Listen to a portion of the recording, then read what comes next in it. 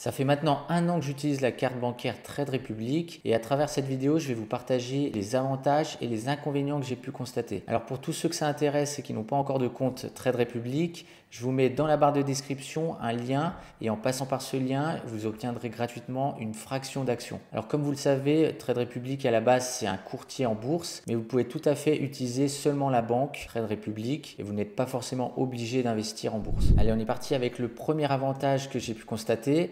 Donc le premier avantage, c'est que Trade Republic est régulé en Allemagne et en Autriche et enregistré auprès de l'AMF en France en tant que prestataire de services sur actifs numériques. Donc ça veut dire quoi? Ça veut dire que ça prouve vraiment le sérieux de cette banque ainsi que sa sécurité. Donc à partir de là, on peut placer notre argent sereinement sur le compte Trade Republic. Le deuxième avantage très intéressant, c'est qu'il n'y a pas d'abonnement mensuel ni annuel. Donc c'est-à-dire qu'une fois que vous avez acheté votre carte bancaire, vous n'avez plus aucun frais. Donc pour information, vous avez trois types de cartes. La première, c'est la carte numérique qui est gratuite. La deuxième, c'est une carte traditionnelle à 5 euros. Et ensuite, vous avez la carte Mirror à 50 euros. Donc personnellement, je n'ai aucune idée de la différence entre la carte à 5 euros et à 50 euros. Moi, pour ma part, j'ai celle à 5 euros et elle me convient parfaitement. Le troisième avantage, c'est que vous avez une application qui est vraiment épurée et intuitive, sans superflu. Et ça, c'est vraiment agréable à utiliser au quotidien. Donc si je peux comparer avec mon autre banque qui est le Crédit Mutuel, pour trouver un RIB sur l'application Crédit Mutuel, il faut vraiment chercher loin, alors que sur Trade Republic, c'est très facile de trouver ce qu'on cherche. Un quatrième avantage, c'est que c'est une carte de débit et non de crédit. Donc elle est parfaite pour suivre vos dépenses en temps réel. Donc c'est-à-dire que si vous dépensez en magasin ou en ligne,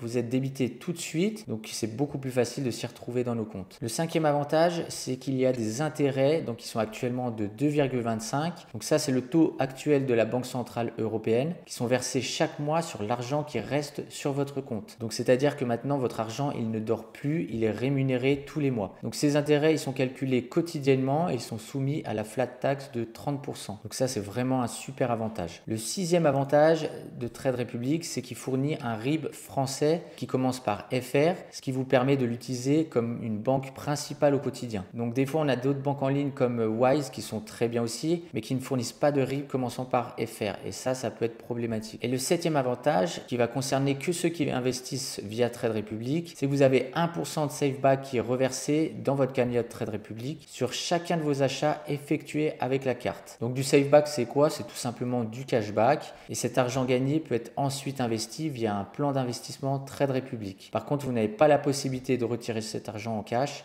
Il faut absolument qu'il soit réinvesti. Donc je vous donne un exemple. Si vous dépensez 100 euros avec votre carte Trade Republic, vous avez 1 euro qui est automatiquement ajouté à votre cagnotte que vous pouvez investir dans l'actif de votre choix. Donc c'est pour ça que je dis si vous n'investissez pas via Trade Republic, vous n'aurez pas ce cashback. Et petite info supplémentaire, vous pouvez avoir un SafeBack maximum de 15 euros par mois. Donc voilà pour tous les avantages de la carte Trade Republic. Maintenant, on va passer aux inconvénients que j'ai pu voir.